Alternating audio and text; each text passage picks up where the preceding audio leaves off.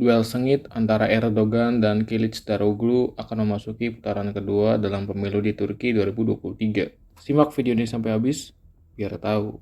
Presiden petahana Turki, Recep Tayyip Erdogan, akan kembali melanjutkan duel sengit dengan pesaingnya, yaitu Kılıçdaroğlu, dalam putaran kedua yang akan dilaksanakan pada tanggal 28 Mei 2023.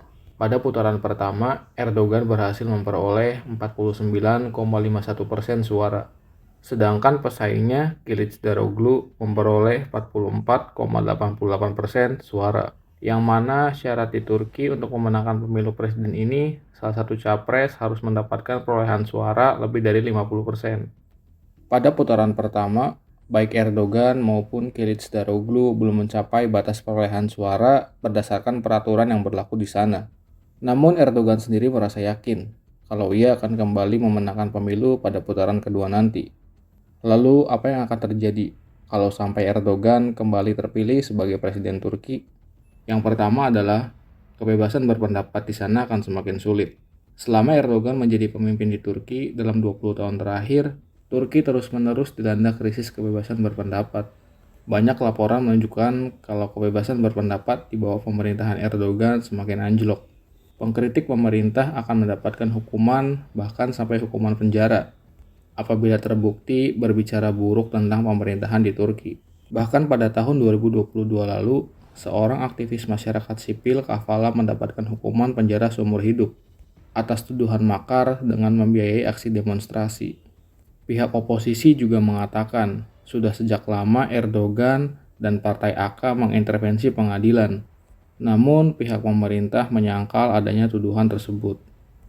Yang kedua, banyak milenial yang kabur dari Turki kalau sampai Erdogan kembali terpilih menjadi presiden Turki lagi. Dilansir oleh iNews bahwa anak muda yang ada di sana nggak mau menjalani hidup di bawah pemerintahan otoriter. Selain itu, mereka juga ogah harus hidup susah, yang mana Turki sendiri sedang mengalami krisis ekonomi yang cukup parah. Biaya hidup yang semakin meningkat, minimnya lowongan pekerjaan, penurunan suku bunga, dan parahnya inflasi di negara tersebut mencapai 85,51%. Angka tersebut merupakan tingkat inflasi tertinggi dalam kurun waktu 24 tahun terakhir. Selain itu, terjadinya musibah bencana alam gempa bumi yang dahsyat yang terjadi pada Februari 2023 lalu yang memakan korban jiwa lebih dari 50 juta jiwa. Selain itu, akibat adanya bencana alam tersebut, pemerintah Turki harus mengeluarkan miliaran dolar untuk melakukan pembangunan kembali. Yang ketiga, jika Erdogan kembali terpilih menjadi presiden di Turki, Rusia happy, Amerika cemas.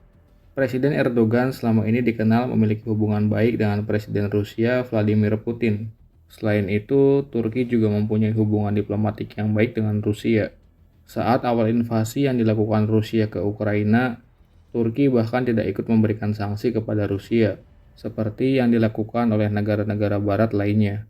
Turki sendiri masih bergantung pada minyak dan gas dari Rusia, serta pendapatan dari hasil ekspor pertanian ke Rusia. Selain itu, Erdogan juga mengkoordinasikan aktivitas militer mereka di Suriah dengan pasukan Putin untuk menangani kelompok Kurdi di Suriah.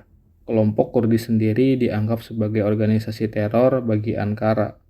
Di sisi lain, Amerika akan ketar-ketir jika Erdogan kembali memenangkan pemilu ini, karena Amerika selama ini memiliki hubungan yang kurang baik dengan Rusia dan juga anti pemerintahan otokratis.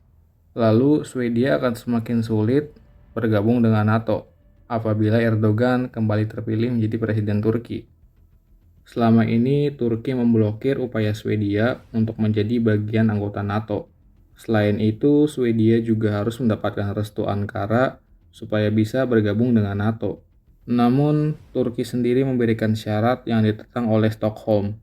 Syarat yang diminta yaitu agar anggota Partai Pekerja Kurdistan yang kabur ke Swedia untuk dipulangkan kembali ke Turki jika Swedia ingin mendapatkan restu dari Turki.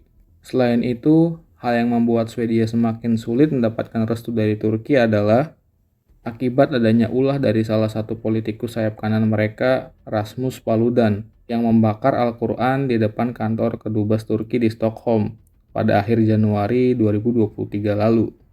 Hal tersebut membuat Erdogan menjadi naik pitam dan enggan untuk memberikan restu kepada Swedia.